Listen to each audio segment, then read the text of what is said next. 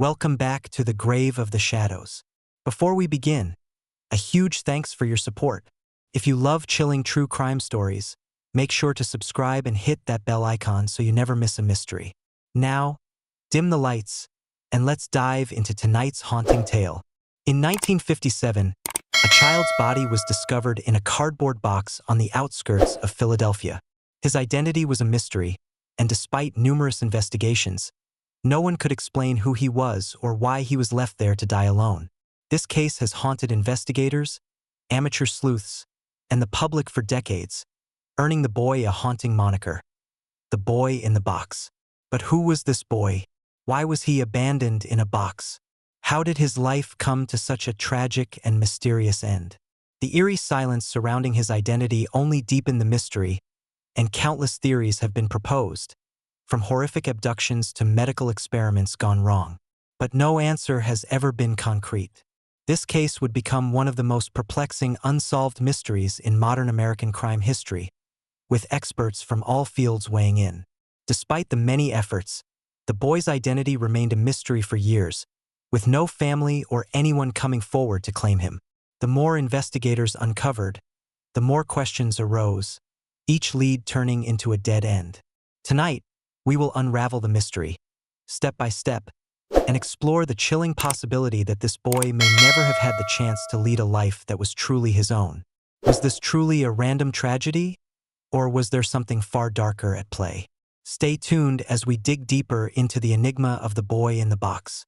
On a cold February day in 1957, a young boy was playing near the woods just outside Philadelphia when he stumbled upon something that would haunt him for the rest of his life.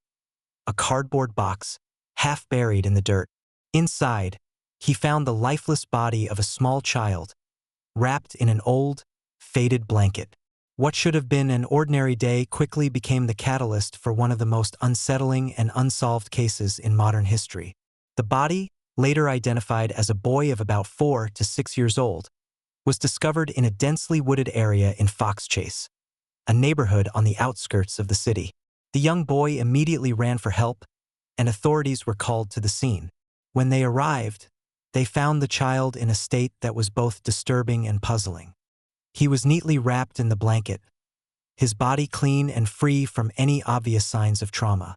There were no apparent injuries or signs of abuse, leaving investigators bewildered.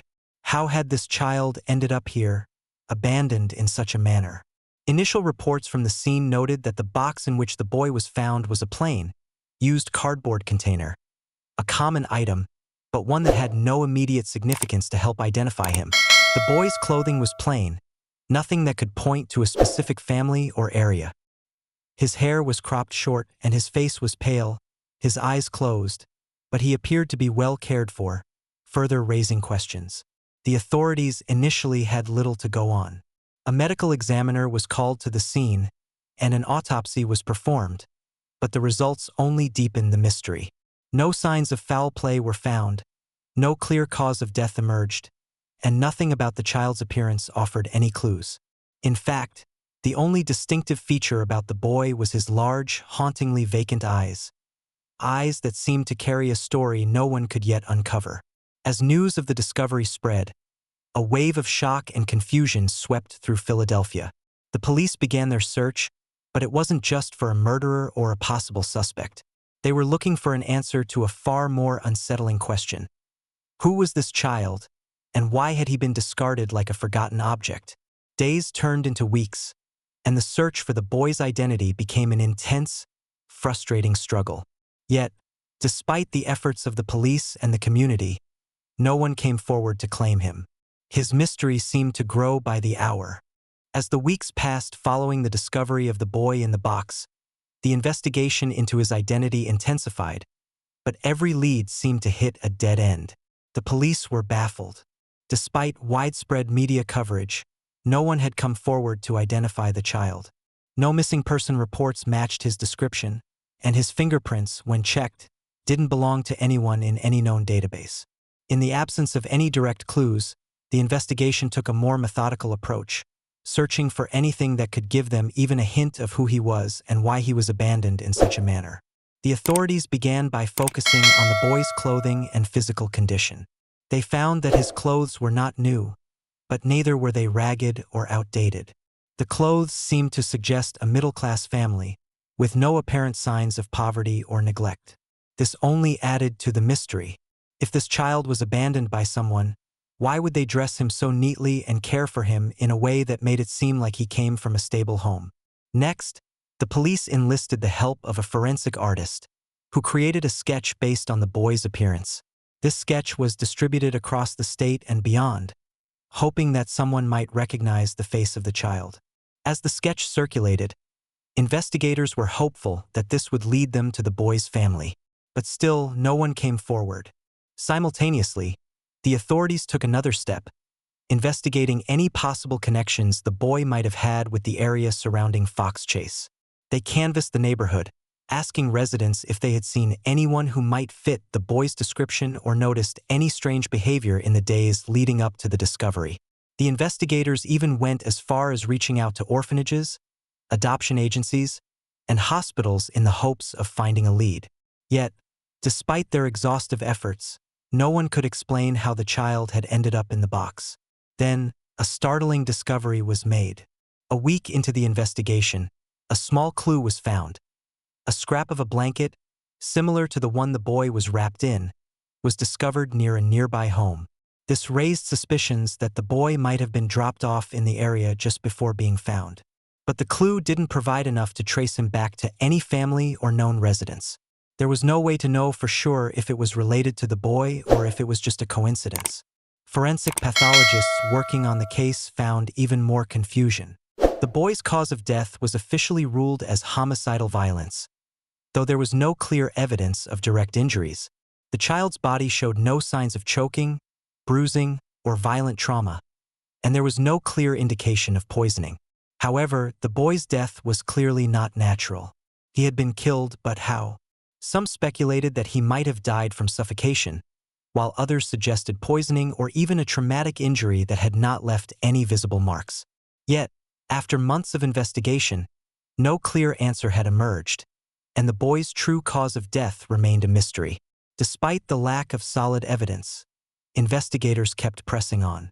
Over time, several possible theories emerged. Some believed the boy had been part of a ritualistic killing, but no signs of such practices were found. Others suspected a more traditional form of abuse or neglect, but again, there were no concrete signs pointing to any particular scenario. Meanwhile, the public's interest in the case continued to grow. People were captivated by the tragic mystery and speculated on every possible angle, but the police had no answers. A breakthrough came months later when it was revealed that the boy had been part of a series of foster homes. This information was uncovered by a retired social worker who had seen the boy's sketch on television. She claimed that she remembered seeing a child matching the description years earlier. However, the investigation into the boy's foster history was unsuccessful. No foster parents came forward to claim him, and the records were either lost or deliberately obscured. The mystery continued to deepen as the months passed. It seemed that every lead, every connection, was either too vague or vanished into thin air. The boy's identity remained unknown, and the questions surrounding his death persisted.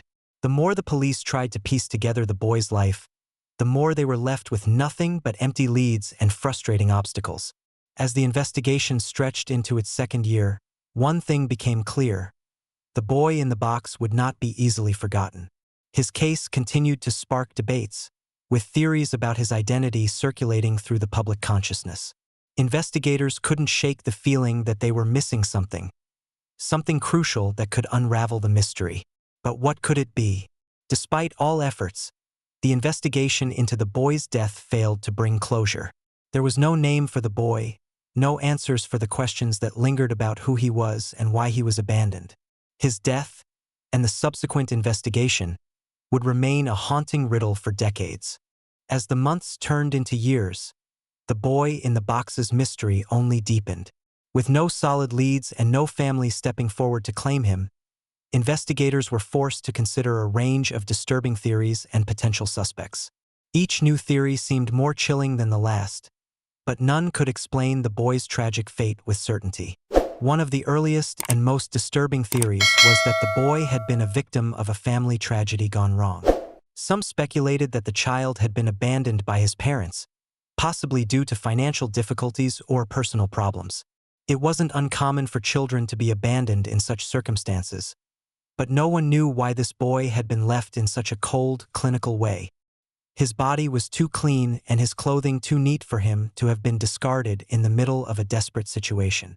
Was it possible that the child had been abandoned by someone who wanted him to die, rather than just giving him up for adoption? This possibility seemed likely, but the investigation found no real leads to back it up. Others wondered if child trafficking or exploitation had played a role in his death. Could he have been kidnapped for an illegal purpose and then discarded after something went wrong?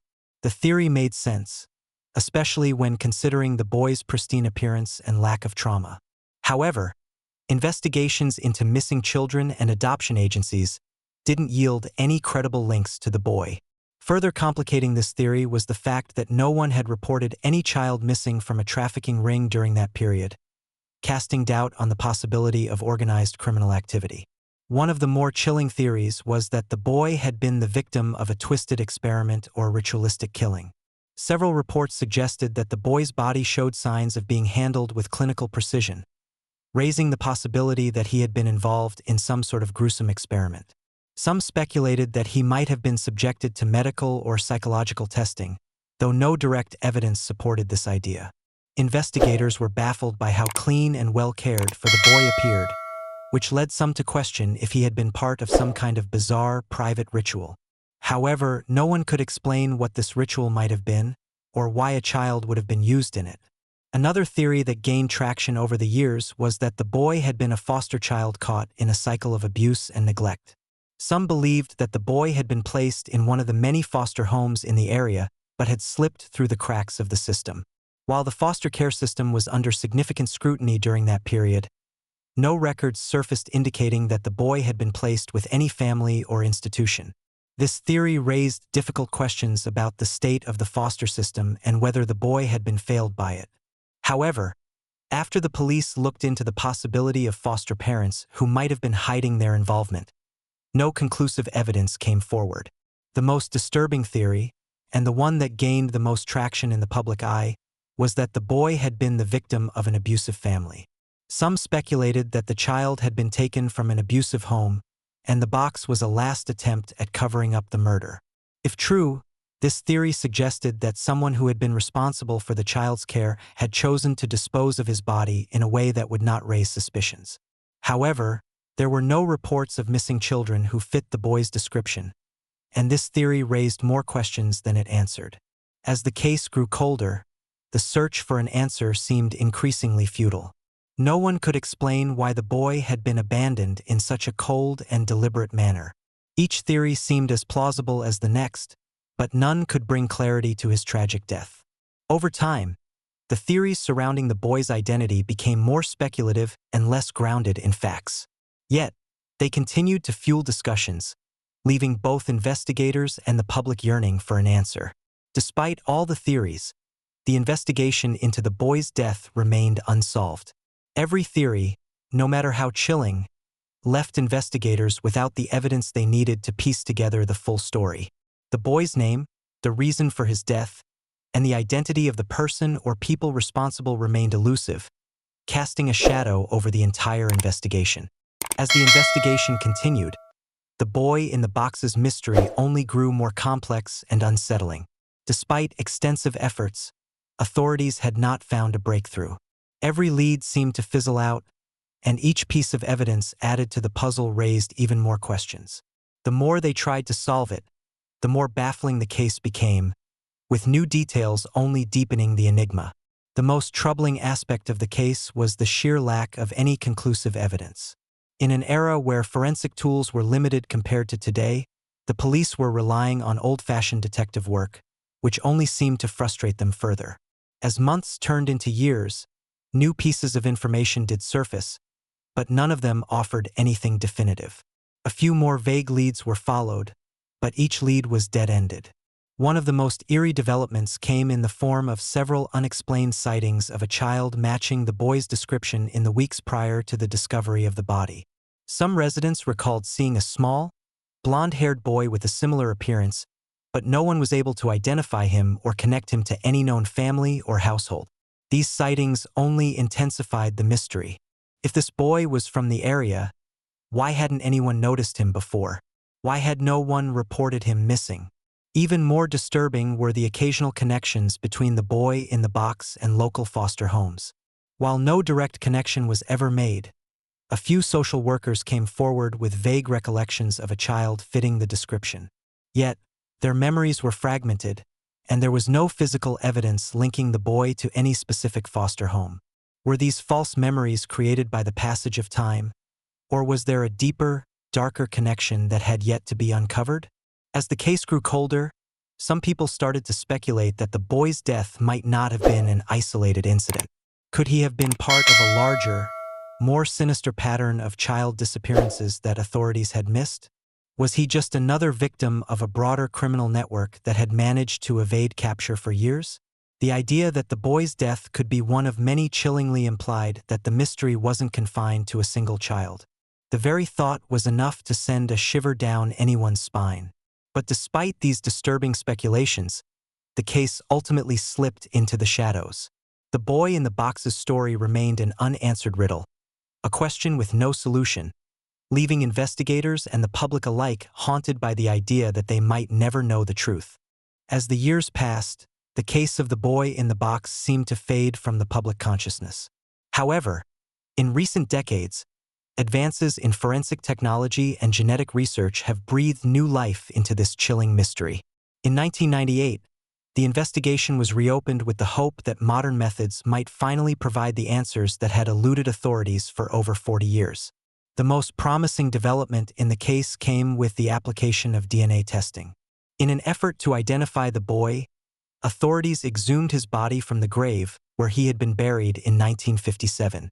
Forensic scientists hoped that DNA could reveal crucial information, such as the boy's ancestry or family connections. The DNA was tested against a national database, but it yielded no matches. Despite this setback, experts remained hopeful that DNA testing could offer valuable insight. A breakthrough came when the genealogical community became involved in the case. Investigators turned to a relatively new approach: genetic genealogy. This technique, which had gained popularity through cases like the Golden State Killer, uses DNA to trace family trees and identify relatives. In 2016, a distant relative of the boy was identified through a genetic genealogy search, a breakthrough that opened up a new chapter in the investigation. Using genetic genealogy, the authorities were able to trace the boy's lineage to a family in the eastern United States. This discovery led investigators to a potential family member who might have been able to identify the boy. However, the family member who came forward could not offer a definitive link to the boy, leaving investigators frustrated yet again. While they now knew that the boy likely came from a family with roots in the East Coast, the exact identity of the child remained elusive. Despite the advancements in technology, the boy's true identity remains unknown. The public's interest in the case was renewed, with theories about the boy's family circulating more than ever. Some believed that his mother might have been part of a disappeared or unknown community, while others speculated that the boy might have been the victim of a tragic family secret. The possibility of uncovering a hidden, painful history only added to the tragedy of the case.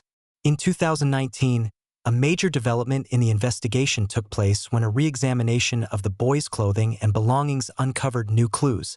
Experts now believe the boy's clothing might have come from a regional department store chain, leading to the possibility that he had been raised in a middle-class environment.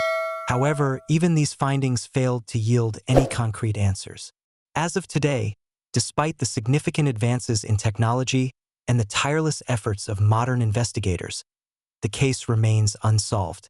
The boy's identity is still shrouded in mystery, and the haunting question lingers: who was the boy in the box?